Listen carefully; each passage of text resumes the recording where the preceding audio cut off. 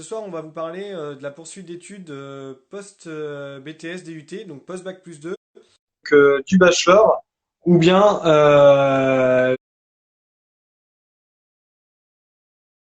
d'une autre formation comme une licence par exemple.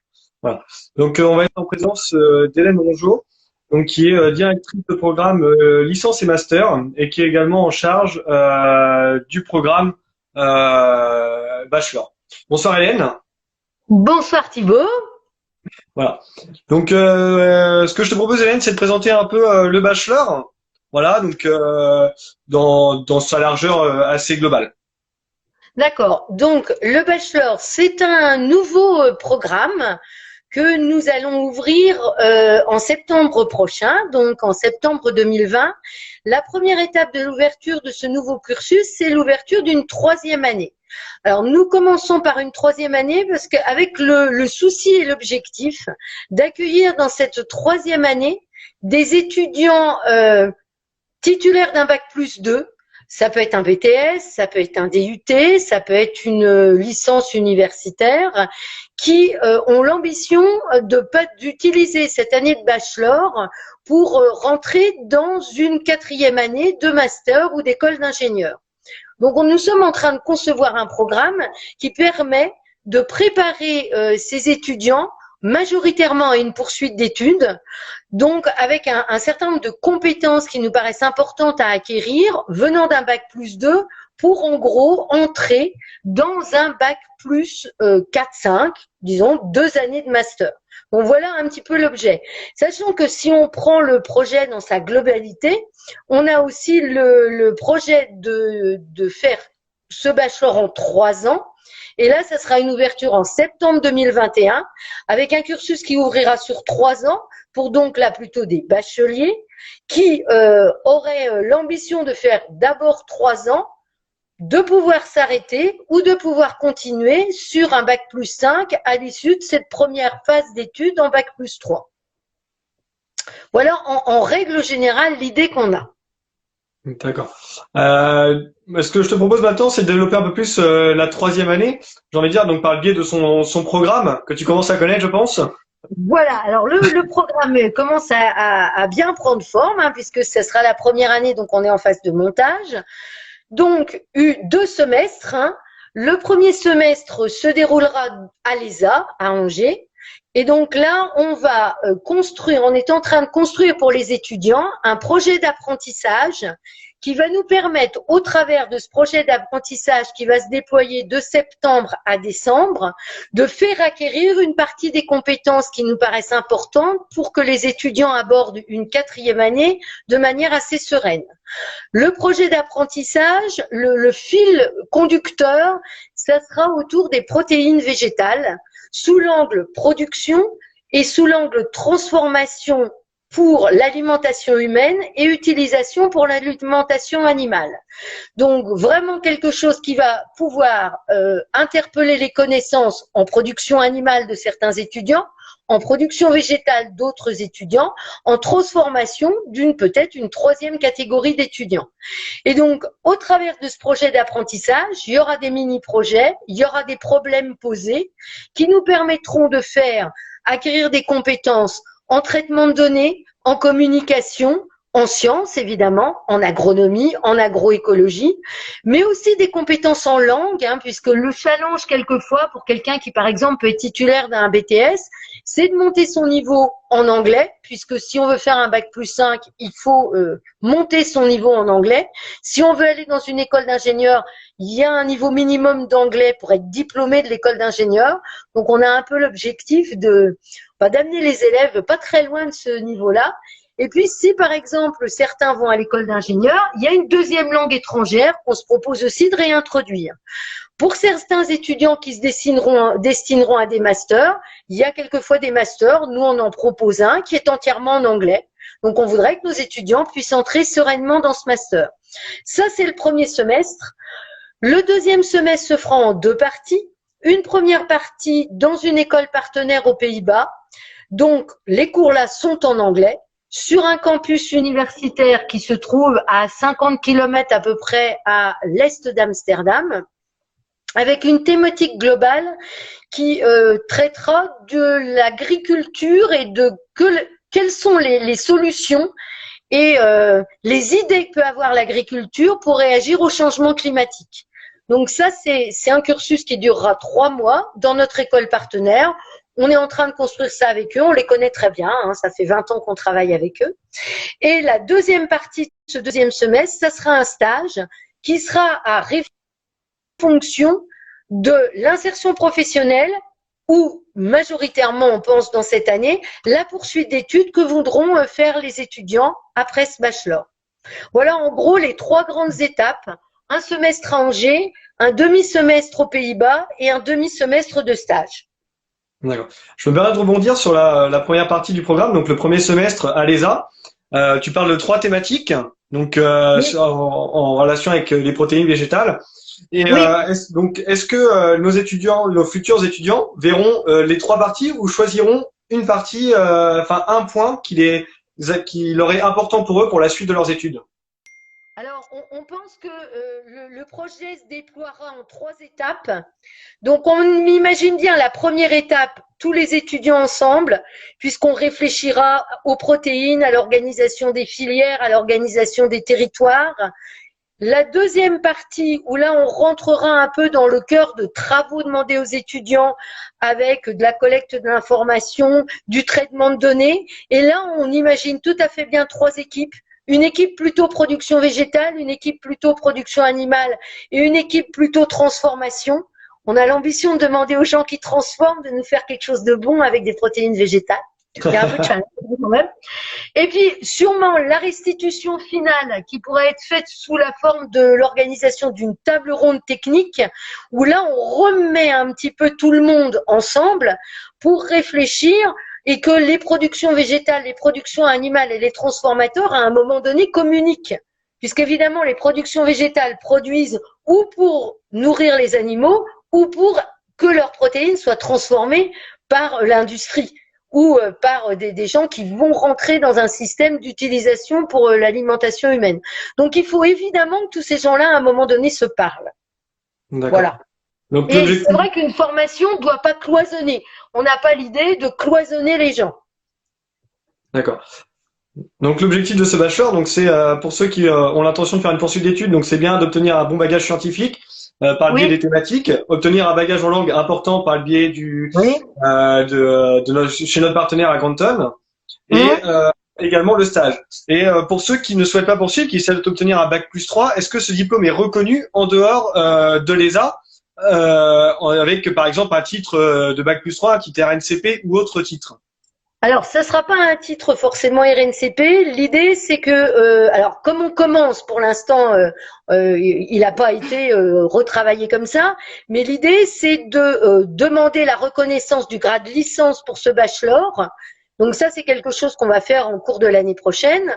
On a déjà les indicateurs qui seraient utilisés pour reconnaître un grade licence à ce bachelor et typiquement, on pense qu'on entre assez bien dans les cases, sachant que pour nous, on peut penser qu'on est assez armé pour le faire. On est autorisé à délivrer un bac plus 5, hein.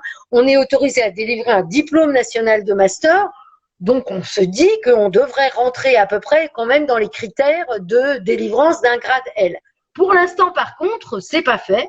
Par contre, c'est des ECTS qui permettent de rentrer à l'école d'ingénieur, de rentrer en première année de master. On a discuté avec nos collègues de l'ISTOM, qui est une école d'ingénieurs angevine aussi. Alors j'ai l'impression qu'on a perdu Hélène. Alors je ne sais pas si je suis seul à l'avoir perdu ou s'il y en a plusieurs à l'avoir perdu. J'ai pas entendu Thibaut. Alors Hélène, je crois qu'on t'a perdu. On en était à Ah, l'ISTOM et après, on n'a pas eu la oui. suite. Bah, par exemple, l'ISTOM étudierait des candidatures de bachelor avec beaucoup d'intérêt. Donc, on a déjà un certain nombre de nos partenaires qui considèrent que quelqu'un qui serait titulaire de ce bachelor pourrait candidater chez eux en 4e année. Après, la reconnaissance du grade L va être demandée et va faire l'objet de notre prochain travail. Mais c'est vrai que tant qu'on n'était pas tout à fait lancé, c'était compliqué à faire. D'accord. Voilà, J'ai une où on première en question. est. on vient d'avoir une première question qui nous demande quels sont les types d'entreprises pour le stage. Alors, ça sera très à débattre en fonction de la poursuite d'études ou de l'insertion professionnelle. En fonction de la poursuite d'études, dans les premiers étudiants qu'on a recrutés là et qui vont venir, il y en a qui veulent aller à l'école d'ingénieur. Alors là, ceux qui vont aller à l'école d'ingénieur, on va leur demander de faire un stage assez scientifique et plutôt de recherche. Donc plutôt dans une station d'expérimentation, dans un institut technique, pour qu'on valide et qu'on renforce le niveau scientifique des étudiants. On a des étudiants déjà qui veulent aller plutôt faire un master. Par exemple, on a un master vintage autour de la viticulture, de l'œnologie et du développement du commerce dans ce domaine-là. Là, il est tout à fait envisageable de faire un stage en lien avec cet objectif et qui là pourrait être moins scientifique parce que c'est un master qui est plutôt moins scientifique puisqu'il a une part aussi commerce et marketing. Donc le stage, il serait aussi à réfléchir et c'est là qu'il sera quand même très utile en fonction de ce que on veut faire derrière. Donc, on a une vision assez large des choses. Évidemment, on ne veut pas d'un stage ouvrier. Hein, c'est un stage de bac+3. Donc, c'est un stage où on vous confie des missions, des activités de niveau bac+3. Mais on n'a pas un cahier des charges qui est complètement figé puisqu'on voudrait pouvoir s'adapter au projet de nos étudiants. Voilà les éléments qu'on va avoir. Donc, j'en profite du coup pour rebondir, parce que là on parle du stage, donc de l'insertion un peu au métier. Après ce bachelor, est-ce que c'est un bachelor qui est vraiment fait pour une poursuite, ou est-ce qu'on peut aller ensuite sur le marché de l'emploi avec ce bachelor? Alors, avec ce bachelor, on peut tout à fait imaginer aller sur ce marché de l'emploi, parce que de toute façon, vu qu'on fait la 3e année, on a quand même clairement des étudiants qui ont déjà des compétences. Hein. Si les étudiants ont un DUT ou un BTS, ils sont déjà des gens qui peuvent éventuellement aller directement sur le marché de l'emploi. Nous, notre objectif, c'est de l'ouverture. Essayer de traiter des sujets un peu plus globaux, c'est-à-dire que quelquefois on va avoir avec nous des gens qui ont fait surtout de la production animale, surtout de la production végétale. Les métiers qui pourraient être ouverts aux gens qui vont faire ce bachelor, c'est peut-être accompagner des transitions. Par exemple, accompagner des transitions agroécologiques, accompagner des agriculteurs vers des réflexions sur leur système de culture. Et pour ça, il faut aller au-delà des aspects qui sont que techniques. Donc, ce qu'apportera ce bachelor à quelqu'un qui veut aller travailler tout de suite, c'est des compétences comme ça, des compétences internationales, de l'ouverture sur d'autres systèmes, avec une idée de pouvoir conseiller et accompagner des gens en ayant justement un regard peut-être plus large que le regard quelquefois très technique, et on a besoin de ce regard technique au départ, hein, il n'est pas question de dire que c'est pas intéressant, mais qu'on a besoin d'une vision plus large des choses, peut-être pour accompagner un agriculteur qui, quelquefois, techniquement, a déjà clairement aussi, lui, de bonnes compétences. D'accord. Tout à l'heure, tu disais qu'il y avait déjà les candidats d'admis. Oui. À peu près, pour la première année, combien il y aura de personnes dans cette promo de bachelor? Notre objectif, ce serait 15 à 20 personnes. Voilà. Alors après, on est le 16 avril, hein, donc je peux pas donner l'effectif aujourd'hui. On voit arriver des candidatures régulièrement. Il y a un certain nombre d'étudiants qui sont déjà admis dans le cursus, un certain nombre ont déjà répondu qu'ils viendraient. On n'est pas encore à nos 15 étudiants, mais on commence à avoir quelque chose qui prend un peu forme quand même. Voilà. Mais voilà, tout le monde n'a pas répondu oui ou non à la proposition d'admission, mais on commence à avoir un groupe qui commence à se constituer quand même. Voilà. Et pour candidater, donc je rappelle, on a modifié la date des dépôts de candidature, donc pour les licences, master, agricad, BTS 1 an et bachelor. Voilà, donc on est plus au 15 mai comme initialement convenu, on est au 3 mai, au 3 juillet, pardon. 3 juillet. Bah non, mais l'idée c'était de se dire que tout le monde enfin on a quand même une année assez atypique. Et on s'est dit que il faut déposer des dossiers électroniques, tout le monde n'est pas vraiment bien équipé et que voilà, l'idée c'était de donner un petit peu d'aisance aux choses, quoi. Donc c'est vrai qu'on a un peu repoussé, sachant que de toute façon on fait plus d'entretien à l'école, hein, puisque on peut plus, on est comme tous les établissements actuellement, on est fermé, donc on n'a plus de journée d'admission. Donc c'est vrai qu'on rythmait quand même notre calendrier avec des journées d'admission. Maintenant, on fait que des études de dossier, puisqu'évidemment on ne peut accueillir personne.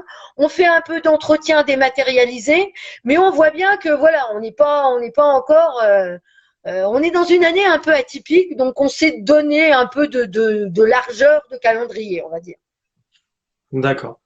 Et donc, puisque tu es directrice du programme licence et master, j'ai une question qui vient d'arriver qui nous demande donc la différence entre le bachelor et une licence pro au sein de l'ESA. Alors, on a une offre importante de licences pro. On a 7 licences pro qui sont mises en œuvre à l'ESA et le titre là est délivré par l'Université d'Angers. La construction des licences pro, c'est des diplômes qui visent à une insertion professionnelle directe. Donc là, on est vraiment avec des matières qui sont extrêmement professionnalisantes. Un grand nombre des étudiants sont en alternance. Donc là, on est vraiment sur je me forme à un premier métier. Donc je sais déjà exactement ce que je veux faire, ou en tout cas assez bien. Exactement, on peut encore se faire 2-3 surprises, mais c'est court une année. Donc, je sais déjà quel serait mon premier métier, donc pas forcément le métier 10 ans après, faut être modeste, on a le droit d'évoluer et de changer. Et on prépare les étudiants à ce premier métier. Donc là, on est vraiment dans du professionnalisant. Donc, il y a moins, par exemple, on n'a pas l'ambition que tout le monde se mette à parler anglais. Parce que les étudiants qui veulent être conseillers agricoles ou d'un groupement d'éleveurs de porcs en Bretagne, ils se disent que moi l'anglais je veux bien, mais c'est pas nécessaire et ils ont pas tort. Donc c'est vrai qu'il n'y a pas un objectif d'anglais, par exemple. Mais voilà, mais les deux programmes sont assez différents sur les objectifs et peut-être aussi sur la pédagogie. Puisque une des caractéristiques du bachelor, c'est qu'on est vraiment en train de monter ça dans une pédagogie qu'on peut qualifier d'active, même si les autres ne sont pas passifs, faut pas être caricatural non plus. Mais là, on est vraiment sur un projet d'apprentissage et j'ai envie de dire, les étudiants vont beaucoup être à la manœuvre. Alors, c'est pas parce que les profs ont décidé d'arrêter de travailler, mais moi, je dis toujours, ce que j'aimerais bien, c'est que les étudiants travaillent au moins autant que les profs. Et donc, on va vous mettre dans le bachelor vraiment à prendre les choses en main et à nous produire très régulièrement des... Alors, on a encore perdu Hélène. Donc, on a une question qui vient... différentes quand même. On t'a encore perdu un peu, mais on a compris l'essentiel sur la différence. D'accord, mais je suis désolée parce que je touche à rien, je ne bouge pas, je suis très sage. Il n'y a pas de souci.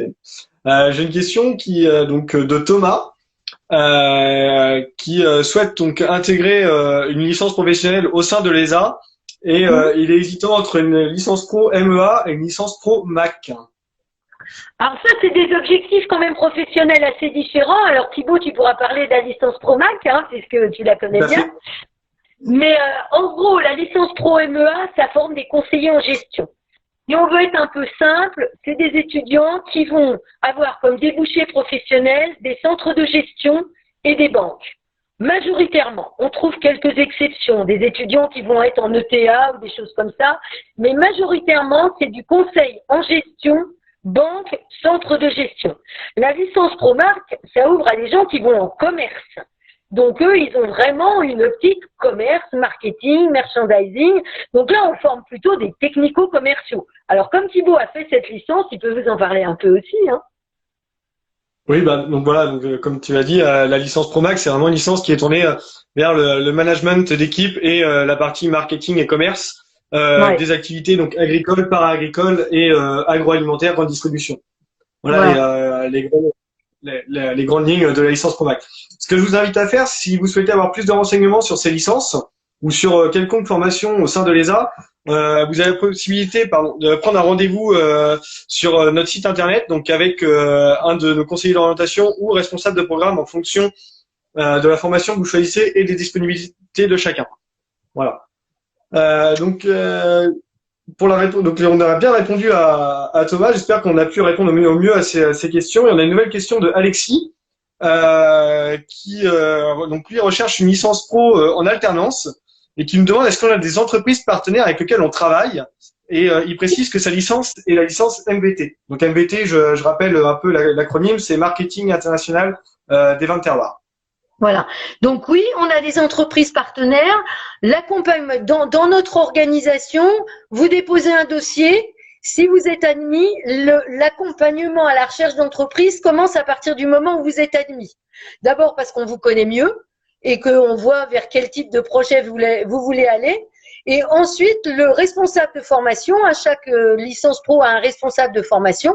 Le responsable de formation entre en contact avec vous pour vous proposer des alternances ou valider des projets d'alternance que vous pourriez avoir. Vous pouvez aussi venir en disant, voilà moi mon projet, j'ai contacté telle entreprise, elle me proposerait ça. Notre travail du côté école, ça sera de valider que les activités et missions qui vous seraient confiées pendant cette période d'alternance durant l'année de licence correspondent bien aux objectifs de la licence et d'évaluation. Et on peut vous proposer aussi un certain nombre d'offres d'alternance puisqu'on en reçoit un certain nombre et donc vous mettre en contact avec des entreprises. Après, je précise bien que c'est vous qui allez postuler, c'est vous qui passez un entretien et c'est vous qui obtenez votre alternance. Vous êtes grand quand même, hein? Donc, c'est quand même souvent, ça peut être un pré-recrutement, c'est important pour une entreprise d'accueillir un apprenti. Donc, il faut aussi vous développer un beau CV, un projet, un argumentaire et faire tout ça. Mais oui, on vous accompagne, ça, il n'y a pas de problème. D'accord. Alors, on a une question qui nous vient pour savoir est-ce qu'on a une licence en agroéquipement au sein de l'ESA? Alors, on n'a pas directement une licence en agroéquipement. On a une licence pro agronomie. Et dans cette licence pro agronomie, il y a une option qui s'appelle conduite de culture, qui est très orientée agriculture de précision. Alors après, ça dépend ce que vous voulez. Si vous voulez vraiment de l'agroéquipement strict, on n'a pas ça, clairement. Par contre, cette option conduite de culture, très orientée agriculture de précision, parle assez matériel. Voilà. Donc oui. Mais c'est pas strictement. Mais par exemple, dans cette option-là, on a déjà accueilli des BTS GDEA qui étaient donc plutôt des BTS agroéquipement ou des BTS qui étaient des BTS APV. Et vous pouvez très bien imaginer de faire votre apprentissage, par exemple, dans une ETA. Où là, vous serez à la manœuvre sur le choix du matériel, sur le renouvellement éventuellement de matériel et l'utilisation de matériel. Et nous, on a pas mal orienté cette option-là en agriculture de précision. On a un prof qui adore le machinisme, hein. Alors, c'est lui qui est à la manœuvre, hein, sur cette option-là. Donc, vous pouvez trouver un interlocuteur qui adore les tracteurs, hein, ça, il n'y a pas de problème. Après, ça dépend ce qu'on appelle machinisme, hein. Il n'y a pas la partie qu'on peut trouver comme dans un BTS GDEA où il y a de la mécanique. Nous, on est dans le choix, l'utilisation. On n'est pas dans la partie si on veut vendre des tracteurs, là, on est en licence Promac. Tout à fait. Hein, voilà. D'accord. On a donc une nouvelle question concernant les stages. Y a-t-il un suivi important ou un dossier à rendre? Donc, concernant les stages de licence pro, donc oui, il y a un dossier à rendre qui est le projet tutoré et un rapport de stage également. Ouais. Voilà. Et je te laisse du coup répondre sur la partie bachelor, parce que je sais pas si la question était orientée licence pro, si c'était orientée bachelor. Donc, je te laisse répondre sur le bachelor. Voilà, sur la partie licence pro, il y a un rapport de stage qui est très orienté acquisition de compétences et puis rapport de mission et d'activité. Sur le bachelor, il y aura évidemment une évaluation, hein, puisque ce stage va durer 3 ou 4 mois. Donc, bien évidemment qu'il faut l'évaluer, parce qu'autrement, vous n'aurez pas votre total de CTS, hein, c'est aussi basique que ça. Donc, oui, il y aura un rapport de stage et une soutenance de ce rapport de stage à la fin du bachelor, pour évidemment valoriser tout ce que vous aurez fait pendant ces 3-4 mois de stage. Oui, il faut évidemment avoir un retour sur ce que vous avez fait et qu'on puisse évaluer et valider cette partie de l'année. Oui. D'accord. Donc forcément, il y a un retour de stage. Ah oui, forcément, oui. Bah, autrement, on ne peut pas valider cette partie du diplôme, hein. Donc oui, et puis après, on va faire quelque chose de classique, hein. C'est-à-dire qu'en gros, on fera une restitution orale et une restitution écrite qui vous permettra, vous, de mettre toutes les choses un peu à plat Et c'est un exercice qui est utile, hein, parce que ça vous permet de bien synthétiser ce que vous avez appris, ce qui est quand même important. Hein. Si vous voulez constituer quelque part enfin, réfléchir aux compétences que vous avez réussi à acquérir et les compétences que vous voudriez acquérir, il faut bien de temps en temps quand même écrire 2-3 choses. Hein. C'est quand même important. Donc la question portait bien sur le bachelor, j'ai eu la réponse dans les commentaires. Très bien. Voilà. Donc j'ai une question concernant la licence pro agronomie avec l'option agroécologie qui nous demande de la détailler un petit peu. Alors là, moi, je vais être tenté de répondre. Donc soit on détaille un petit peu, mais assez brièvement, j'ai envie de dire, parce que le temps tourne, ou sinon de prendre contact directement avec le pôle information et orientation de l'ESA, qui est disponible malgré cette période de confinement. Et là, on pourra vous répondre vraiment à toutes vos questions un peu plus techniques, voire même à vous mettre s'il faut en relation par mail avec le responsable de la licence. Ouais. On peut donner deux mots-clés peut-être sur cette option, c'est agriculture de conservation. C'est-à-dire qu'on va réfléchir très agronomie, très sol, très biodiversité et utilisation d'un certain nombre de systèmes écologiques dans production. Voilà. Mais c'est quelque chose qui, voilà. Donc, si la personne s'y connaît un peu, je pense que si je dis agriculture de conservation, ça doit évoquer un certain nombre de choses pour la personne qui pose la question. Mais c'est vrai que vous pouvez contacter directement après le responsable de formation. Mais voilà, l'agriculture de conservation, ça peut évoquer des choses. D'accord, merci Hélène. J'ai une question de Amélie qui nous demande est-ce qu'on peut détailler un peu plus, au moins décrire les grandes lignes de la licence pro MVT. Alors, la licence pro MVT, c'est un peu la même réponse qu'on pourrait faire, hein, c'est allons demander au responsable de formation. Globalement, il y a un tronc commun qui est très communication, filière et outils de communication. On vous attend pas mal aussi sur de l'anglais dans cette licence-là. Après, il y a toute une unité d'enseignement autour de la viticulture, de l'œnologie et du terroir. C'est-à-dire en quoi le terroir a un impact sur le vin. Hein. Et après, toute une unité qui est plutôt une unité commerce et marketing et commerce international. Donc, des notions de comment on exporte, comment on vend et comment on valorise ce côté production de terroir. Alors, l'intérêt que vous pouvez avoir, si vous avez déjà fait de la viticulture œnologie, c'est de dire que souvent, ce qu'on conseille à ceux qui ont, par exemple, un BTS Viti-Œno, c'est de partir faire le double diplôme avec les Pays-Bas, parce que la Viti-Œno, on l'a fait un peu au premier semestre quand même. Et si vous allez aux Pays-Bas, vous en ferez un peu moins, mais par contre, vous montrez beaucoup vos compétences en langue, ce qui en commerce international n'est pas un objectif complètement déraisonnable, vous allez dire. Et vous aurez une expérience internationale. Et puis moi, je pense que quand même, avoir un petit peu de hollandais qui vous explique comment on fait du commerce, c'est pas mal. Parce que finalement, ils sont pas mauvais. C'est quand même des gens qui ont des compétences pour vendre. Enfin, ils ont quelques vignobles et ils arrivent à vendre très bien du vin. Et mon collègue qui le boit le trouve quand même un tout petit peu moyen. Ils le vendent très très bien.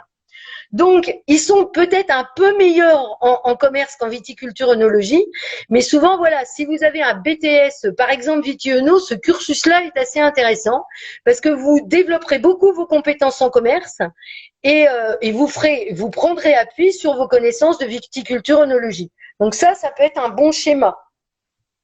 D'accord. Pour répondre à une question donc de Marie qui nous demande est-ce que les inscriptions pour le cycle ingénieur en apprentissage sont encore ouvertes? Alors non, les dossiers de candidature étaient à rendre pour le 30 mars. Vous avez jusqu'au 15 mai pour déposer votre dossier de candidature pour le cycle ingénieur en voie classique, donc c'est-à-dire en statut étudiant. Et sinon, pour toutes les autres formations, hormis les BTS 2 ans et le cycle ingénieur, vous avez jusqu'au 3 juillet pour déposer votre dossier de candidature au sein de l'ESA. Après, si vous avez oublié de poser votre dossier pour l'école d'ingénieur, vous pouvez déposer un bachelor, vous candidaterez à l'école d'ingénieur l'année d'après. Hein. Tout à fait. C'est une passerelle possible. Donc, le bachelor permet l'intégration à l'école d'ingénieur ou directement en master. Ouais. D'accord. Donc, je rebondis sur la réponse que tu as faite tout à l'heure avec la licence pro en agronomie option agroécologie. Ouais. On nous demande, donc c'est une formation plutôt orientée sur les grandes cultures. Est-ce que tu peux y répondre assez précisément ou pas? Alors, c'est vrai que le côté agriculture de conservation, c'est un peu orienté grande culture. Faut être honnête. Par contre, dans ce cas-là, il y a toujours des plans B, hein, on est créatif. Donc, on est créatif. Les gens qui ont fait plutôt de l'horticulture. Alors, j'appelle horticulture au sens large. Hein, j'inclus le maraîchage, j'inclus, etc. Donc, horticulture au sens large, pas ornemental particulièrement. Souvent, un certain nombre de BTS production horticole, par exemple, qui s'intéressent donc plutôt aux productions végétales qu'on pourrait appeler spécialisées, font leur premier semestre aux Pays-Bas aussi, puisque c'est aussi une des possibilités de faire ça. Et là, c'est vrai que le premier semestre aux Pays-Bas est plus orienté agriculture, production végétale spécialisée que ça ne le serait en France. Parce que c'est vrai que c'est pareil, l'horticulture aux Pays-Bas, c'est très développé. Donc, si on veut voir de magnifiques grandes serres de concombres ou de tomates, c'est vrai qu'on en a un petit peu en France, mais c'est quand même assez facile à trouver aux Pays-Bas aussi. Donc, quelqu'un qui serait très intéressé par la production végétale spécialisée, horticulture, a deux solutions. Ou faire de l'apprentissage et aller dans une entreprise comme ça. Et on a des étudiants qui ont fini chef de culture d'une grande serre de tomates en faisant la licence pro agronomie, il n'y a pas de problème. Et si vous n'êtes pas apprenti, donc l'apprentissage vous permettrait de vraiment être en entreprise dans ce type de production, ou alors aller passer son premier semestre aux Pays-Bas. Et là, vous ferez un peu plus d'horticulture qu'à Angers, ça c'est vrai. D'accord. Donc il y a toujours des solutions. Il y a toujours, d'accord. Donc deux derniers points que je voudrais aborder. Donc le premier qui va être la réponse à Marie qui nous pose une question pour savoir est-ce qu'après un BTS, après un BTS APV, en quelle année d'école d'ingénieur on peut rentrer? Donc on peut rentrer en troisième année d'école d'ingénieur avec si le bac en amont correspond à un bac S, ES option maths ou STAV. Donc voilà. Et un bon dossier en BTS, on peut prétendre intégrer l'école d'ingénieur en troisième année. Je dirais très bon dossier BTS. Très bon dossier, d'accord. Et je voudrais aborder un dernier point avec toi. Je sais qu'il y a beaucoup de nos étudiants qui se posent la question, est-ce que pour se spécialiser dans un domaine, par exemple l'agronomie, est-ce qu'il faut mieux refaire un BTS 1 an en agronomie ou une licence pro en agronomie? Qu'est-ce que tu réponds à ces étudiants-là qui hésitent actuellement entre 1 an d'études, mais soit BTS, soit licence? Alors, ça, c'est pas le même projet. Le BTS, si vous faites un BTS APV, par exemple, en 1 an, vous aurez la partie très technique du BTS. C'est-à-dire un BTS en 1 an, ça vous approfondit 4 cultures, en fonction de la région où vous êtes. Mais enfin, il y a toujours un peu du blé et du colza dans l'affaire quand même. Et donc là, vous allez approfondir 4 itinéraires techniques de manière importante. Si vous faites une licence pro agronomie, on va plutôt apprendre à faire n'importe quel itinéraire technique. Donc, c'est vrai que techniquement, on approfondira moins, mais on aura tout un volet analyse et conseil. Donc, il y a même des étudiants qui, par exemple, après un BTSA, c'est un parcours assez classique, on fait un APV en 1 an, puis la licence pro agronomie. Parce qu'en fait, en complétant, on a la partie un petit peu écoute, conseil. Aller conseiller un agriculteur, c'est pas avoir des réponses que techniques. Il faut être capable de comprendre ce qu'il veut, de comprendre quels sont ses objectifs, et on va pas avoir les mêmes réponses pour tous les agriculteurs, parce que leurs projets sont pas les mêmes, quelque part leur manière de vouloir faire les choses ne sont pas les mêmes. Donc la licence pro, elle va vous apprendre ça, à auditer un système, à écouter et à apporter des solutions plutôt innovantes. Un BTS en 1 an, c'est vraiment aller creuser de la technique. Une fois que vous avez fait 40 heures sur le blé, vous êtes quand même incollable sur le blé. Après… Alors, on a reperdu Hélène. C'est deux objectifs assez différents. D'accord. Mais qui peuvent être complémentaires. D'accord. On a une question de Tanguy qui nous demande est-ce qu'après un BTS APV, donc en agronomie, production végétale, on peut postuler et être accepté en licence pro PA, donc production animale, par alternance? Non. Non. D'accord. La réponse est directe. Voilà. Ah non, non, dans ce cas-là, votre solution, là, on revient à faire un BTSP en un an et vous ferez la licence pro derrière. Mais D'accord. les licences pro, elles reposent quand même sur un certain nombre de prérequis et les gens qui entrent en licence pro conseil en élevage, c'est des BTS production animale, des BTS axe, des DUT agro. En gros, c'est ça, hein, le gros contingent d'élèves. Un APV qui a jamais croisé un animal d'élevage peut pas entrer directement en licence pro. Alors c'est pas une punition, hein. Nous, notre idée, c'est vraiment que vous sortiez avec des compétences et que vous soyez crédible dans le premier métier que vous allez exercer. C'est quand même ça l'objectif, hein. L'objectif, c'est pas dire on rallonge ou on fait. On ne peut pas décemment former à l'audit en élevage et au conseil pour un agriculteur sur un élevage en gros 19 semaines de cours, quoi. Ça, c'est pas possible. Donc, si on veut faire quelque chose qui, quelque part, vous rende compétent et compétent junior, hein, quand vous sortez, vous n'avez pas 10 ans d'expérience. On peut pas faire ça. Donc, nous, on veut pas le faire parce qu'on considère que vous n'aurez pas les compétences dont vous pourriez avoir besoin pour votre premier métier. Donc, c'est pas raisonnable, quoi. D'accord. Donc, on va répondre à la toute dernière question, donc la question de Emma, qui nous demande quand on parle de Pays-Bas, à quelle formation on fait référence. Donc, quand on parle de Pays-Bas, on fait référence à l'EED, donc Engineer Operant Degrees. On est bien d'accord? Oui. Voilà. Donc là, on est un semestre chez notre partenaire aux Pays-Bas, suivi d'un semestre à l'ESA et d'un semestre de stage. C'est bien ça? Oui, sur un an ça. et demi de formation. Voilà. Ça, en fait, c'est des doubles diplômes entre certaines licences pro et un bachelor néerlandais qui vous permettent donc d'aller, comme a dit Thibault, premier semestre aux Pays-Bas, deuxième semestre à Angers, troisième semestre en long stage. Au bout du semestre à Angers, donc les 2 premiers semestres, vous passez le diplôme de licence pro et en rajoutant le long stage, vous avez un bachelor des Pays-Bas. Et une expérience internationale, hein. C'est ça qui est quand même très intéressant, hein. Mais là, on n'est pas sur l'idée de vous finissez en janvier, hein, ce cursus-là. Donc c'est vrai que c'est pas construit pour faire une poursuite d'études particulièrement, hein. Par contre, c'est une très belle expérience internationale pour un bac+3. D'accord.